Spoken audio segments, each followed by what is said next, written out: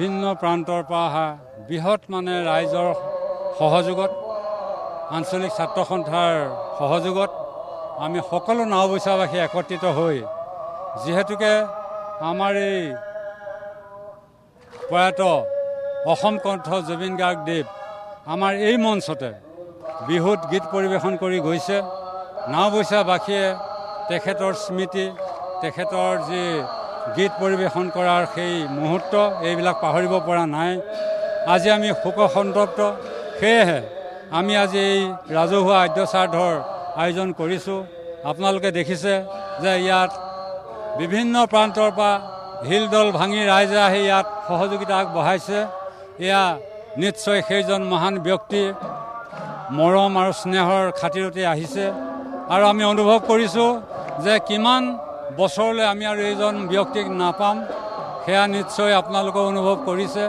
সেয়েহে আমি আজি এই যি আমাৰ আদ্য শ্ৰাদ্ধ, এই আদ্য শ্ৰাদ্ধ আমি সময়ত যদিও পাতিব নোৱাৰিলোঁ, আমি আজি অনুষ্ঠিত কৰিছোঁ। বিভিন্ন দল সংগঠন, ইয়াত কোনোবা এটা দল বা কোনোবা এটা জাতিয়ে আমি পতা নাই। বৃহত্তৰ নাওবৈচাৰ সকলো প্ৰান্তৰ বিভিন্ন দল সংগঠন, জাতি উপজাতি সকলো মিলি এই অনুষ্ঠানটি আমি উদযাপন কৰিছোঁ।